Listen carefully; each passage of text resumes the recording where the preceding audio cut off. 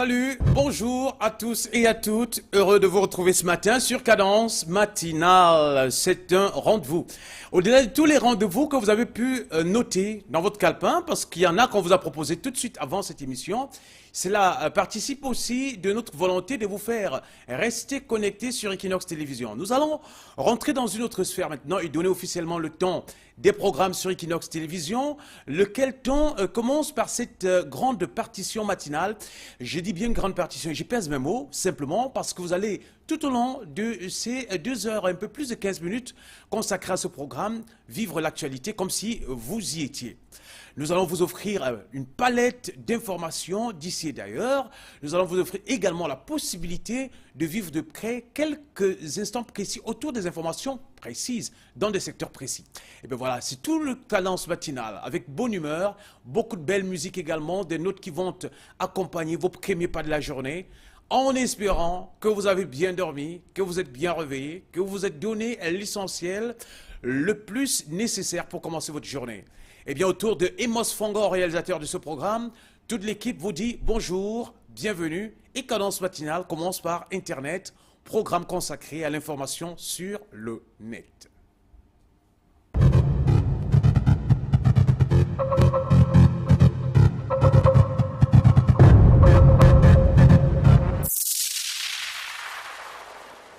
Retrouvons donc le meilleur de l'information sur le net ces jours, en commençant par cette nouvelle qui est officielle. Dès aujourd'hui, le pape Benoît XVI a dit ses adieux. C'était hier. Une foule émue a revu et regardé le pape pour la toute dernière fois, lui qui va se retirer. Et à travers le site rmc.fr, nous vous invitons à aller voir en vidéo les adieux ému du pape Benoît XVI qui démissionne. Devant la foule des fidèles rassemblés, place Saint-Pierre à Rome, Benoît XVI a présenté hier les adieux empreints d'émotion pour sa dernière audience générale. Il a souligné qu'il comprenait la gravité de sa décision d'être le premier pape à démissionner depuis 700 ans.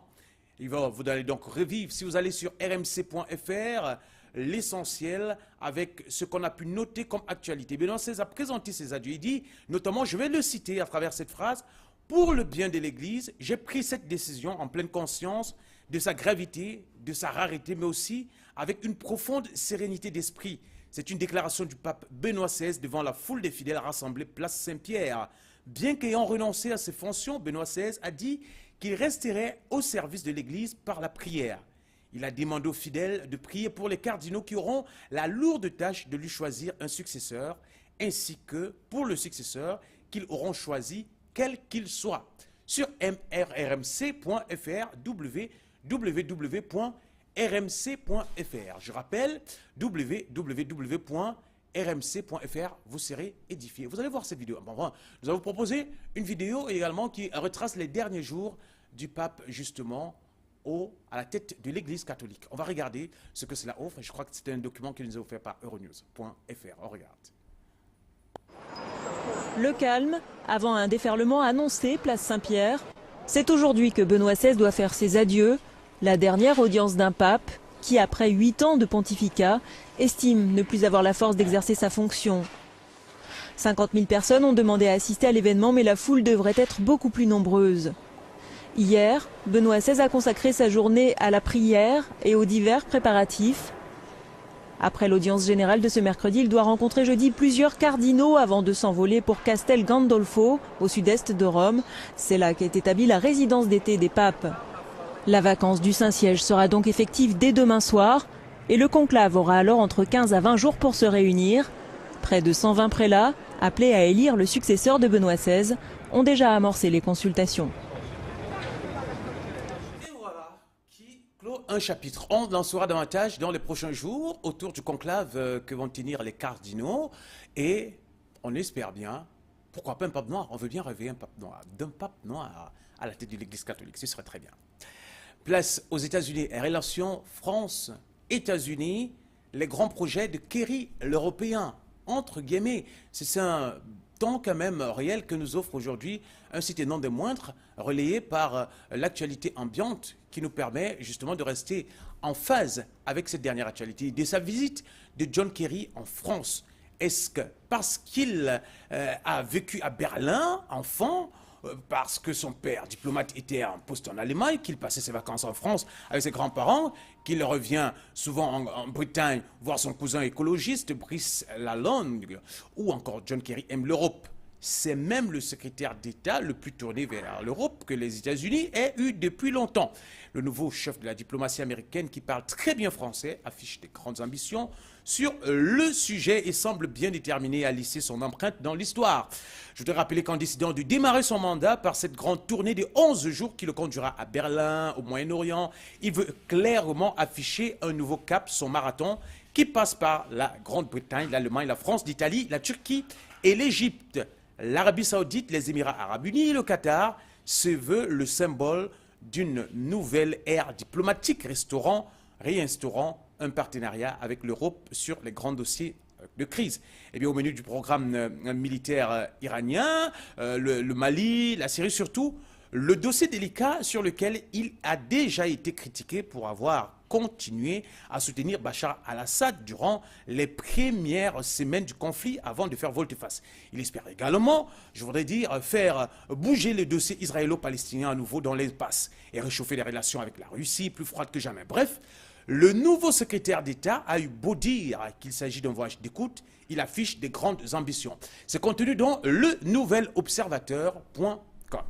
www.nouvelops.com. Pour ceux qui vont aller voir sur le Nouvel Observateur, quelle est la substance de cette information en grand, de fond, en comble et de long en large. Vous allez être suffisamment édifié en allant sur le site du nouvelobservateur.com. Nous n'allons pas faire les choses en moitié, nous allons vous permettre d'écouter John Kerry qui s'est exprimé justement sur la France, l'Europe, les relations entre l'Amérique et la France. C'est ce document qui nous est proposé par bfmtv.com. On va regarder ce document.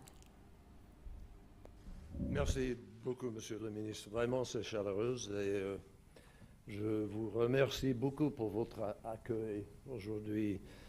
C'est un très grand plaisir pour moi d'être en compagnie du ministre des Affaires étrangères, Fabius. Nous venons de conclure un de ces merveilleux déjeuners français qui n'ont cessé d'attirer les Américains à Paris depuis des siècles. Bien entendu, c'est un privilège de pouvoir partager tout repas avec Laurent. Il est un ami de confiance, un allié fidèle et un partenaire apprécié. Et je le remercie pour tout ça. La France, comme vous savez, est vraiment... c'est le plus ancien des alliés des États-Unis. On vous remercie pour ça aussi. Et maintenant, je parle en anglais parce qu'autrement, on ne me laisse pas rentrer chez moi. Ah ben oui, fantastique, hein? C'est rare de voir un Américain qui s'exprime aussi bien en français. Ça doit faire plaisir aux Français. Bon, et ceux qui écoutent la langue française, forcément, qui peuvent écouter la substance de son discours. La suite de notre rendez-vous du matin, c'est avec une incursion au Tchad ou au Mali. Bref, une déclaration forte quand même de Idriss Déby Itno, président du Tchad. Le Tchad est son chef en première ligne. C'est une information contenue dans ouest.france, ouest-france.fr. Le Mali, Tchad est son chef en première ligne. Le président tchadien Idriss Déby Itno a tapé du poing hier à Yamoussoukro, en Côte d'Ivoire. Il a rappelé la force ouest africaine, la MISMA, et l'armée malienne à accélérer leur déploiement dans le nord du Mali pour combattre avec les soldats français et tchadiens. Le groupe djihadiste, l'heure n'est plus au discours, mais plutôt à l'action. L'ennemi n'attend pas, a-t-il lâché à l'ouverture d'un sommet de la communauté économique des États de l'Afrique de l'Ouest.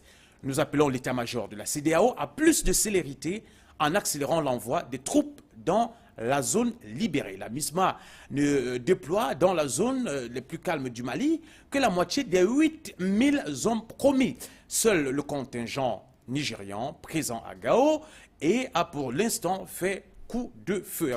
En revanche, Français et Tchadiens sont en première ligne depuis mardi. 1800 soldats tchadiens et plus de 1200 militaires français sont partis à l'assaut du massif de Hadra dans l'île Fogas. La zone est circonscrite mais immense, reconnaît l'état-major des armées qui précise que les opérations de ratissage et de réduction des proches des résistances sont en cours. Face à 3000 franco-tchadiens, résistent encore des gens décidés d'élite, des terroristes, pourrait-il dire, le système défensif sophistiqué. Ajoute un proche de Jean-Yves Le Drian, la manœuvre offensive est délicate, elle pourrait accélérer et coûter davantage en vies humaines. C'est donc énervé que M. Idriss Déby Itno s'est adressé à tous les chefs d'État de la CEDEAO.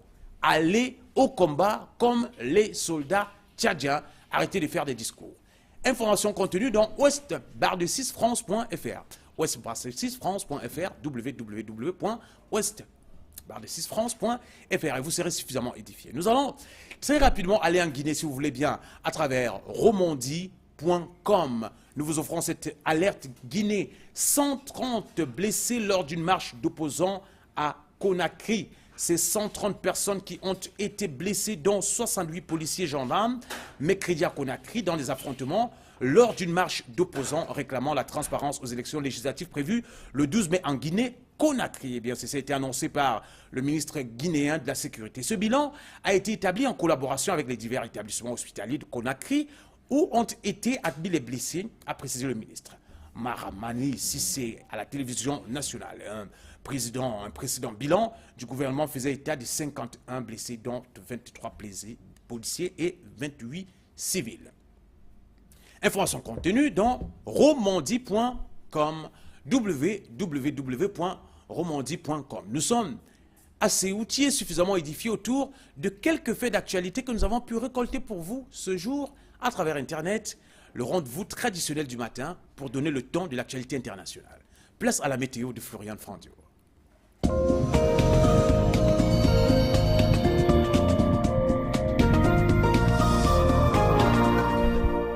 C'est traditionnel de dire bonjour. Bonjour Jean de Grâce. Et c'est également poli de dire bonjour le matin. Wow. Bonjour Jean de Grâce. Bonjour Florian Fandio. Nous allons tout de suite voir la météo. Eh bien, nous démarrons par la région du littoral, principalement du côté de Douala.